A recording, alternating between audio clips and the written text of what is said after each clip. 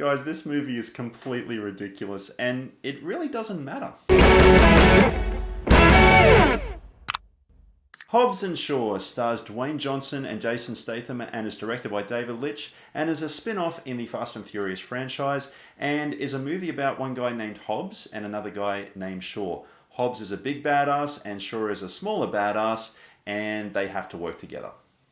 Oh, and there's a plot about the end of the world and a virus and things like that, and they have to get the virus back to stop the end of the world. And we know it's the end of the world because a character literally says that every 10 minutes in this movie, in case we've forgotten. David Leitch is certainly no stranger when it comes to action movies, and he of course has directed the John Wick series, which I've enjoyed all 3 films so far.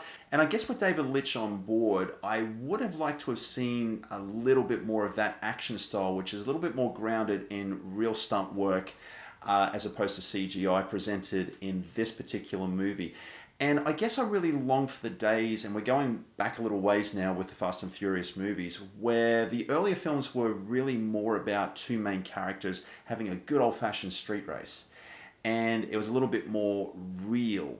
And unfortunately, it's one of those things where the Fast and Furious series has really gone quite outlandish the last few films, where it's been about more action, it's been about being louder, more testosterone, more cars, more. And I guess it is kind of a wasted opportunity, I think, with having Litch on board, where we could have really gone back to that particular style. As such, there's a lot of action in this film, and a lot of it doesn't really have a lot of weight to it because it is more CGI. There is a lot of green screen going on in this film, and I'm actually sitting there watching it, and it's just like, man, you know, this is getting a little bit tired for me because it all pretty much looks the same. The first act of this movie is really very one note here, where we have Statham and Johnson basically beating everyone up or shooting them. Leitch really goes for the blueprint of what we expect from an action sequel. He goes bigger and much louder. And really the first 30 seconds of this film, we have people getting beaten up or shot, we have some explosions, and we have a truck that crashes out of a warehouse sideways. And when this happened, I just cracked up laughing. Idris Elba enters this picture about partway through, and it's clear that he's much better than the material that he's presented with here. And he plays the bad guy, and that's how he's introduced in this film, as the bad guy. And he's a human hybrid cybernetic enhancement person who's part of a cult to evolve humanity. I'm serious. That's what goes on in this film, okay? And and it's a little bit convoluted, a little bit crazy. I think a sequence at a facility in this film where Hobbs and Shaw have to break in really sums up the film for me entirely, in that we pretty much have a pretty bad screenplay here, guys, but there are a couple of good sequences. There's a couple of good moments in this film that had me not outright hating this movie. We have Hobbs and Shaw, we see them break into this facility, and they're basically on the outside of 2 locked doors.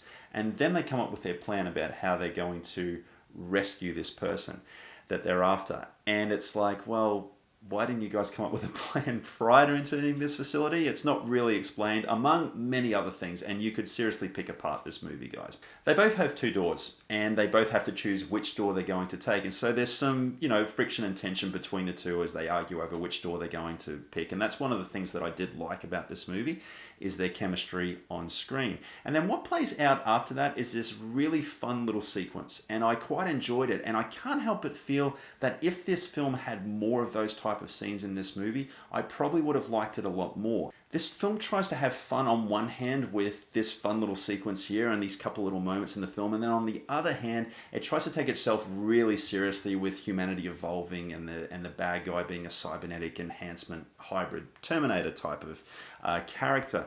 And to me, these 2 just don't work. It's just not that kind of screenplay. It's not that kind of film. And I think this is what Sly Stallone understood with the Expendables series, of which this film is very, very similar in its approach and what it is. In that Sly kept everything pretty simple. The first film was about a rescue mission. The second film was a straight up revenge flick. I think Hobbs and Shaw would have done well to go down the fun road a little bit more, have a little bit more fun with some of this material.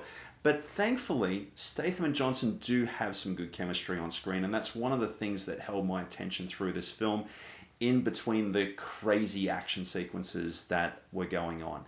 And so I enjoyed that aspect of the movie. If you love the trailer, then you'll love the movie because it's really just 2 hours of that, okay? And I think going into this film, you do know what to expect with these films at this point in the series here.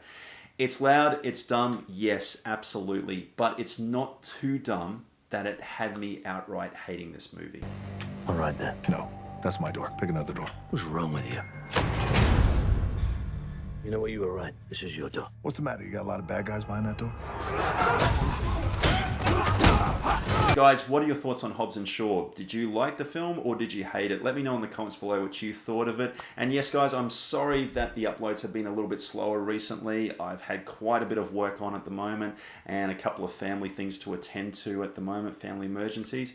But I am looking forward to doing more reviews this month. We're finally getting Midsummer over here in Australia, which I'm really looking forward to. And we're also finally getting Once Upon a Time in Hollywood. So I'm definitely looking forward to checking both these films out in August and reviewing them. And guys, if you dug this review, don't forget to flick a like and subscribe. And always remember, a weekend watching movies is a weekend well spent. Thanks for watching.